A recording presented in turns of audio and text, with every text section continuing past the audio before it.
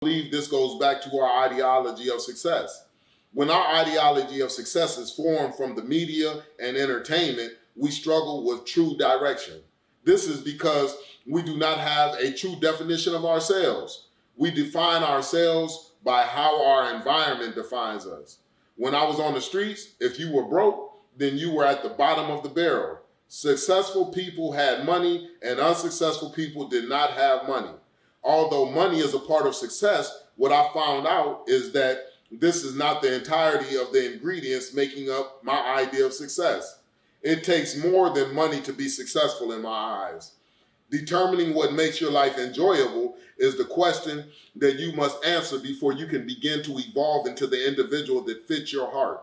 When I was in prison and realized I had to do the next 10 years of my life in a correctional facility, I came to the conclusion that this was not my idea of success. I began to look at the life I had led up to that point. I asked myself how much joy I had experienced. I made a decent amount of money during my stint selling drugs from 13 to 19 years old, but I recalled I was never really comfortable. The game presented different losses and it was like a roller coaster. I might have to run from the police and throw my product, or I might buy some bad product that presented me with a loss. I feared drug raids for secret indictments because I did not know if I was on the list. I was especially afraid when they were arresting a lot of people that were very close to me. I could not trust people in general because of the jealousy the street element produces. I fell out with my family because of my dedication to getting money. I was convinced if I got money, I would be successful. I thought money put me in a position to call the shots. Money gave me freedom. Money filled all the potholes in my life. When you grow up in an environment with limited money, it is perceived that the main reason for the ills of life revolves around money. I would say that 80% of crimes have a great deal to do with money. Trying to rob, steal, sell drugs, or even do drugs in an attempt to escape the depression caused by the lack of money. Money is an issue.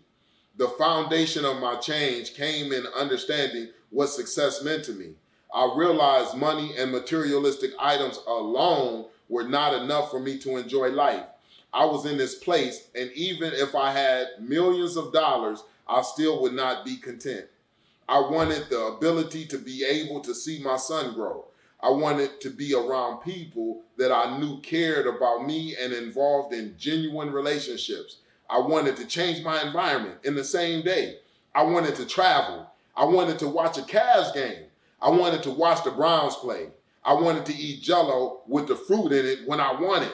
I wanted some soft things in my life versus everything hard, which surrounded me in prison. The toilet paper was hard. The cots were hard and small with no room to roll over, and all I can do was flip over. The water coming out of the shower head was hard. And most of all, the lays that filled the dorms and cell blocks were hard. Being counted 6 times a day like cattle rubbed me the wrong way as well. My name was reduced to a 6-digit number, and living out of a 2 by 4 foot locker box was not my idea of success either. I was a legal slave, not because I was forced to be one, but because the law of the land said that I was one, officially.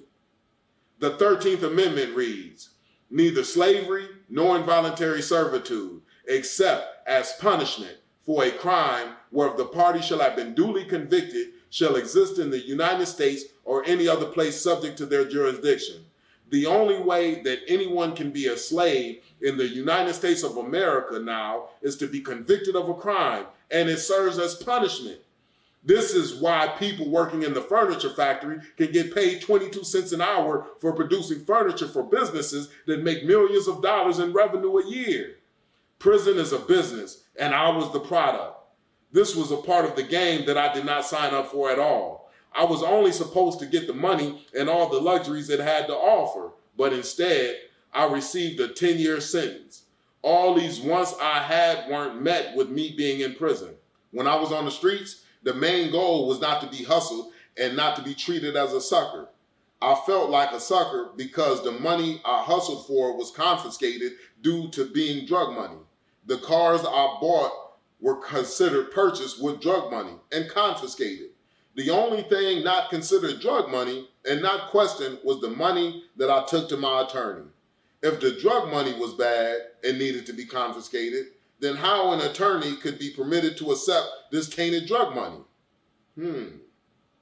These thoughts rained through my mind and made me more determined and dedicated to change so I would not be in a position where my foolishness and suffering paid someone else's salary.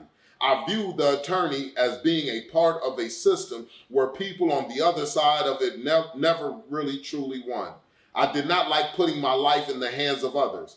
My change was driven by my true desire not to be on the short end of the stick. I knew that if I did not figure this prison life out in a way that greatly increased my likelihood of being successful once I got released, then it was highly likely my son would grow up and do the same things. I was creating my why. If you do not have a big enough why, then evolving into an individual who will be successful once released is not likely. Everything that I wanted to accomplish in life did not equal penitentiary.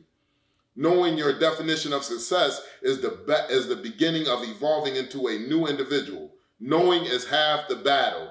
See, this was something that was big for me, just understanding, man, what did prison look like? And I had to really look at it and said, man, you know what? I'm not living in a successful place. I'm not successful. And I had to understand that success is pleasure. You will feel a certain level of pleasure when you are successful. That's the whole purpose of being successful. And that's what I realized is that, man, that money, it wasn't something that made me feel successful, because money is not going to give you all of the pleasure that you are looking for. And this is the issue. So when I started to really look at it and said that, you know what, man, I'm a legal slave because of the 13th Amendment, the Constitution, the law of the land. So that's why I had to really check myself and say, man, you know what, man, what am I standing on? Man, I hear everybody around me saying that this is the way to do things. Yeah, this tough God, man, movement and things like that. This is the way to move about things. But I'm looking at it and saying that, man, the only reason why I'm a slave is because I made the decision to get myself incarcerated. If I didn't get incarcerated, then I would not be a legal slave. See, once I'm convicted of a crime, now I'm in a position to be a legal slave. That's just what it is. That made me feel a certain type of way. If prison does not make you feel a certain type of way, then there's no way that you're going to be able to overcome it.